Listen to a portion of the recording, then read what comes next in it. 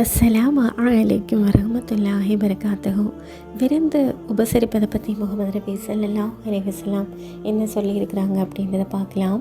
அல்லாஹுவையும் மறுமை நாளையும் நம்பிக்கை கொண்டவர் தம் விருந்தினரை கண்ணியப்படுத்தட்டும் அப்படின்னு சொல்லியிருக்கிறாங்க.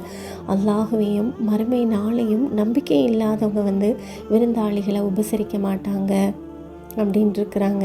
விருந்தினருக்கு அளிக்கும் கொடை என்பது ஒரு பகல் ஒரு இரவு ஆகும். நம்ம சொல்கிறோம் விருந்தும் மருந்தும் 3 நாள் அப்படின்னு சொல்கிறோம் இல்லையா? இப்போ 3 நாள் நம்ம விருந்து உபசரிப்பது அப்படின்றது நபி ஸல்லல்லாஹு அலைஹி வஸல்லம் சொல்லியிருக்கிறாங்க. அது ஒரு நல்ல விஷயம் அப்படின்ட்டுருக்காங்க. அதுக்கு மேலே நம்ம அவங்கள வச்சு பார்க்குறது அப்படின்றது நம்ம தர்மத்துக்கு செய்வதற்கு சமம் அப்படின்ட்டுருக்காங்க. நம்ம தர்மம் செய்யணும் அப்படின்னு சொல்லிட்டு நிறைய பேருக்கு தேடி உதவி செய்கிறோம் இல்லையா? அது நல்ல விஷயந்தான். அல்ஹம்துலில்லாஹ், அது நல்லதான ஒரு விஷயந்தான். ஆனால் அதுக்கு மேலே நம்ம விருந்தினர்களை உபசரிப்பது அப்படின்றது அதற்கு மேலான ஒரு தர்மமாக இருக்கும் அப்படின்னு சொல்லியிருக்கிறாங்க. அதே மாதிரி விருந்தாளிகள் வீட்டுக்கு போயிட்டு நம்ம நிறைய நாள் இருந்தோம் அப்படின்னா அவங்களுக்கும் ஒரு கஷ்டத்தை கொடுக்குற மாதிரி ஒரு சூழ்நிலை நம்ம உருவாக்கிடக்கூடாது இல்லையா? அதனால் விருந்தாளிகள் வீட்டுக்கு போயிட்டோம் அப்படின்னா போயிட்டு ஒரு கொஞ்ச நாள் இருந்துட்டு ஒரு 3 days அந்த மாதிரி இருந்துட்டு நம்ம திரும்பி வந்துடலாம். நிறைய நாள் அவங்க வீட்டில் இருந்தோம் அப்படின்னா அவங்களையும் சிரமத்திற்கு உள்ளாகிற மாதிரி ஒரு சூழ்நிலையை நம்ம உருவாக்கக்கூடாது அப்படின்ற மாதிரி சொல்லியிருக்கிறாங்க.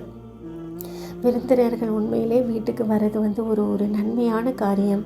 அவருடைய உணவை இறைவன் நம் மூலமாக அளிக்கிறான் என்பது எவ்வளவு மகிழ்ச்சியான செய்தி. இதனால் இறை அருளும் பரக்கத் என்று சொல்லப்படுகின்ற அருள் வளமும் நம் வீட்டில் பொழியும் அப்படின்றத நம்ம கவனத்தில் கொண்டோம் அப்படின்னா எந்த ஒரு விருந்தாளியின் வருகையை நமக்கு என்ன ஆகாது, ஒரு எரிச்சலை ஏற்படுத்தாது. இப்போ நம்மளை பார்க்குறதுக்காக நம்ம வீட்டுக்கு விருந்தாளிகள் வந்தாங்க அப்படின்னா அவங்களுக்கு தேவையான எல்லா வேலைகளும் அவங்கள நல்லபடியாக பார்த்து அவங்கள சந்தோஷமாக அனுப்பணும் அப்படின்னா நமக்கும் ஒரு சந்தோஷம், அவங்களுக்கும் ஒரு சந்தோஷம் இல்லையா? ஆனால் இந்த காலகட்டங்களில் பார்த்தீங்க அப்படின்னா விருந்தினர்கள் வீட்டுக்கு வந்தாலே அதை என்ன நினைக்கிறாங்க அப்படின்னா அது ஒரு பாரமாகவும் அவங்களுக்காக நம்ம செலவு பண்ணுறோம் அப்படின்ற ஒரு தவறான கருத்து பல இடங்களிலும் நிலவுகிறது. எல்லா இடங்களிலும் இல்லை, ஒரு சில இடங்களில் இந்த மாதிரி ஒரு தவறான கருத்தை ஒவ்வொருத்தவங்களும் யோசிச்சுட்ருக்குறாங்க. ஏன்னா ஒவ்வொருவருக்கும் அவருடைய உணவு இன்றைக்கு எங்கே என்று இறைவன் ஏற்கனவே எழுதிவிட்டான். ஆகவே நாம் வீட்டுக்கு விருந்தாளி ஒருவர் வருகிறார் என்றால் நம்முடைய உணவை அவர் உண்ண வரவில்லை, அவருக்கு இறைவன் விதித்துள்ள உணவைத்தான் உண்கிறார் என்பதை நாம் புரிந்து கொள்ள வேண்டும். அல்லாஹ் தஆலா ஒவ்வொருத்தவங்களுக்கான ரிஜகை யார் வீட்டில் எங்கே என்றைக்கு வைக்கணும் அப்படின்றது அவனுக்கு தெரியும். அதனால் இன்றைக்கி அவங்களோட ரிஜகை நம்ம வீட்டில் வச்சுருக்கோம் அப்படின்னா அல்ஹம்துலில்லாஹ் ரொம்ப சந்தோஷமாக அவங்கள நம்ம ஏற்றுட்டு அவங்களுக்கு தேவையான எல்லா வேலைகளும் செய்யணும் அப்படின்றத சொல்லியிருக்கிறாங்க. அப்படின்னா விருந்தாளிகள் வீட்டுக்கு சாப்பிடும்போது அவங்க கூடயே உட்கார்ந்து சாப்பிட்ணும் அப்படின்றாங்க. திடீர்னு நம்ம எழுந்துட்டோம் அப்படின்னா அவங்களும் பாதியில் எழுந்துருவாங்க.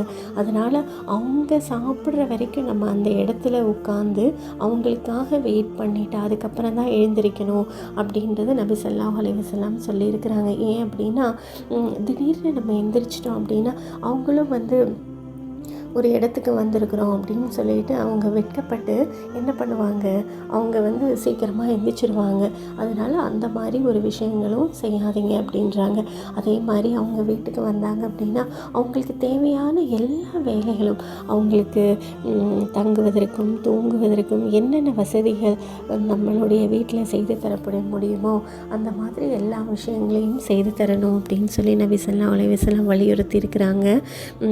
அந்த காலகட்டங்கள் அப்படின்னா விருந்தினர்கள் வீட்டுக்கு வரும்போது முன்னெச்சரிக்கை இல்லாமையே வருவாங்க. திடீர்னு இந்த பக்கமாக வந்தோம், உங்களை பார்க்குறதுக்காக வந்தோம் அப்படின்னு சொல்லிட்டு வீட்டுக்கு வருவாங்க.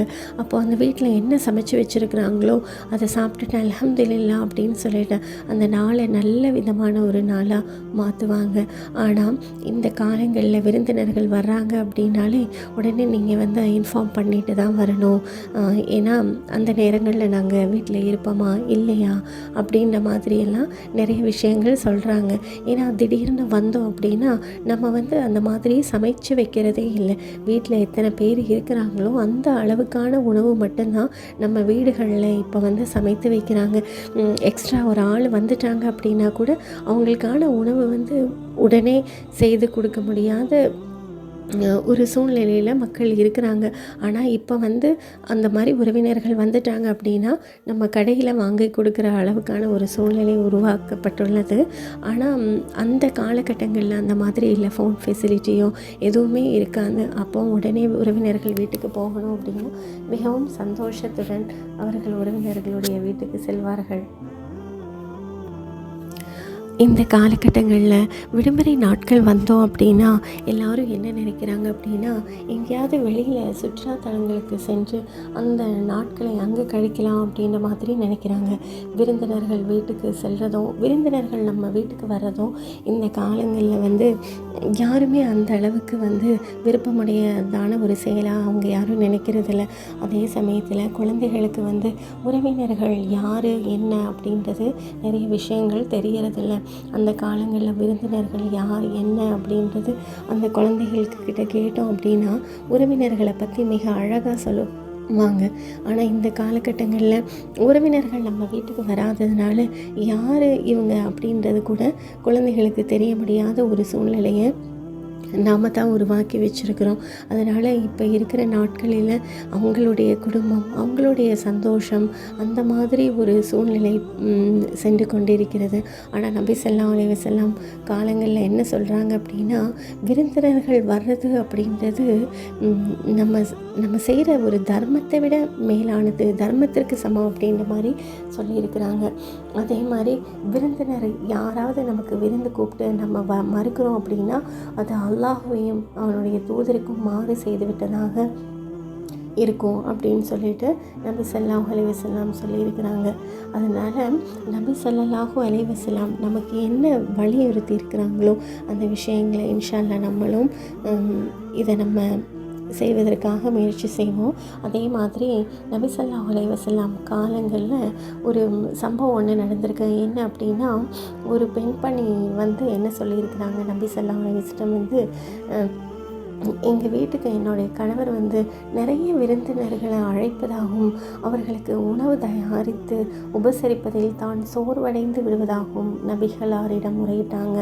எனக்கு இப்படி அடிக்கடி வந்து உறவினர்கள் வர்றதுனாலையோ இல்லை ஃப்ரெண்ட்ஸ் வர்றதுனால எனக்கு ரொம்ப கஷ்டமாக இருக்குது. நபி ஸல்லல்லாஹு அலைஹி வஸல்லமிடம் அவங்க கூறியிருக்கிறாங்க, எனக்கு நிறைய வேலை செய்கிற மாதிரி இருக்குது, எனக்கு நிறைய சோர்வடைகிற மாதிரி இருக்குது அப்படின்ற மாதிரி சொல்லியிருக்கிறாங்க. அதற்கு நபி ஸல்லல்லாஹு அலைஹி வஸல்லம் அந்த பெண்ணுக்கு உடனடியாக பதில் சொல்லவில்லை. அவர் சொல்வதை பொறுமையாக கேட்டுக்கொண்டு சிறிது நேரம் கழித்து அந்த பெண் அங்கிருந்து சென்ற பிறகு அந்த பெண்ணின் கணவரை நபிகளார் அழைத்தார்கள். அவரிடம், நான் இன்று உங்கள் வீட்டுக்கு விருந்தாளியாக வருகிறேன் என்று கூறினார்கள்.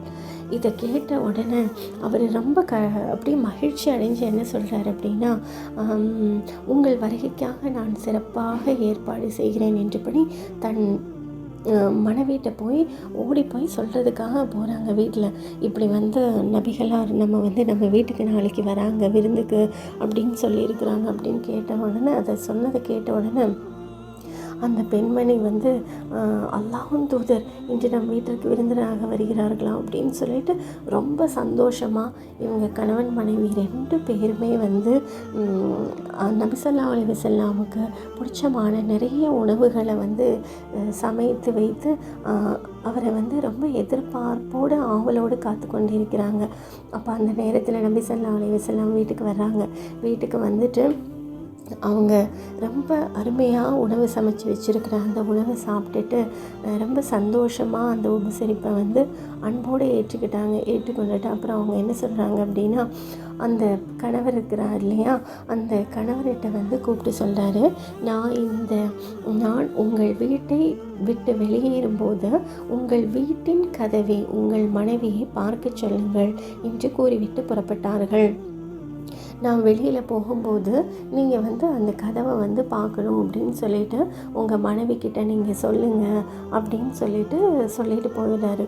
இவர் போய் இவங்க மனைவிக்கிட்ட சொன்ன உடனே இவங்க மனைவியும் கணவனும் 2 பேரும் யோசிக்கிறாங்க, எதனால் நபி ஸல்லல்லாஹு அலைஹி வஸல்லம் அந்த மாதிரி நமக்கு சொல்லியிருப்பாங்க, சரி இருந்தாலும் நம்ம போய் பார்க்கலாம் அப்படின்னு சொல்லிட்டு அந்த மனைவி வந்து அந்த வீட்டோட கதவை போய் பார்க்கும்போது அந்த வீட்டில் இருந்த தீங்கு விளைவிக்கும் உயிரினங்கள் மற்றும் தீய சக்திகள் வீட்டை விட்டு வெளியேறியது. இதை பார்த்த அந்த பெண்ணும் அவரது கணவரும் அதிர்ச்சி அடைந்தனர். அவங்களுக்கு ரொம்ப அப்படியே ஆச்சரியமாக இருந்தது, என்னது இது, அப்போ இந்த அளவுக்கு இவ்வளோ ஒரு நன்மையான விஷயங்கள் நமக்கு இருந்திருக்கு, நம்ம அதை தெரியாமல் நம்ம இப்படி தவறாக நினச்சிட்டோமே, நம்ம வீட்டுக்கு விருந்தினர்கள் வந்தாங்க அப்படின்னா அதை நம்ம ஒரு பாரமாகவோ ஒரு கஷ்டமாகவோ அப்படி தானே நம்ம பார்த்துருக்கோம், இது ஒரு தவறான செயலாயிருச்சு அப்படின்னு சொல்லிட்டு அந்த பெண்மணி ரொம்ப வருந்துறாங்க.